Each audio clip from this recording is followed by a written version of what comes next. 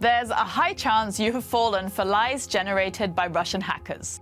Have you heard about the massive bedbug crisis in Paris? Or did you hear about a planned assassination of French President Macron in Ukraine? Or Ukraine being behind the terror attack in Moscow?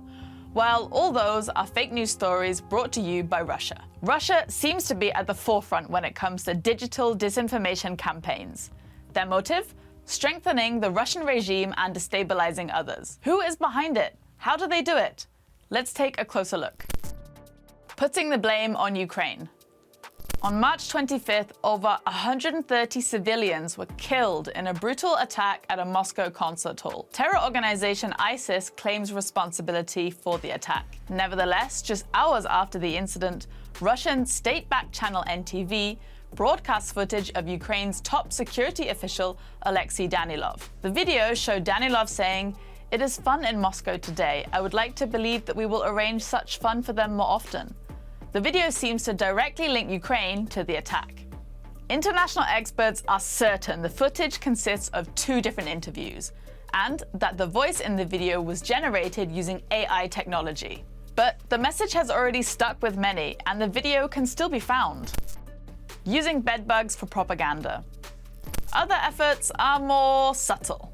In late 2023, reports on social media suggested a massive bedbug infestation in Paris.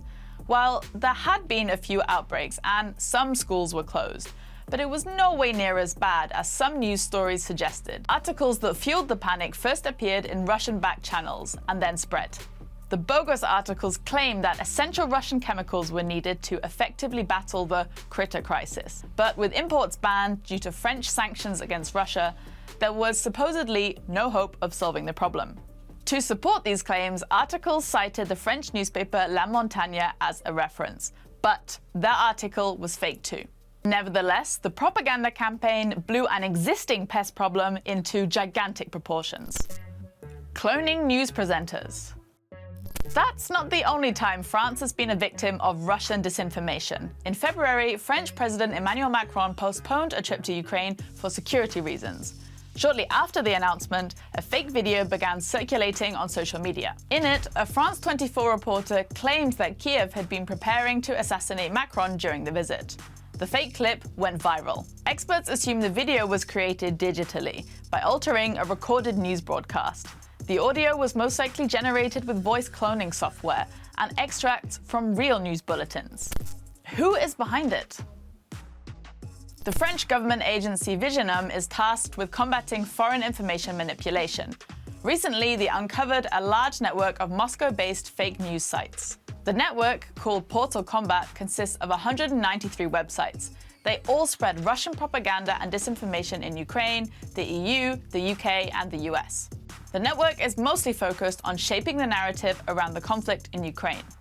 The Russian invasion is only portrayed in a strictly positive way on social media, especially on Telegram. Their main tactic? Flooding the internet with content from Russian and pro-Russian influencers, Russian press agencies, and other accounts loyal to Moscow.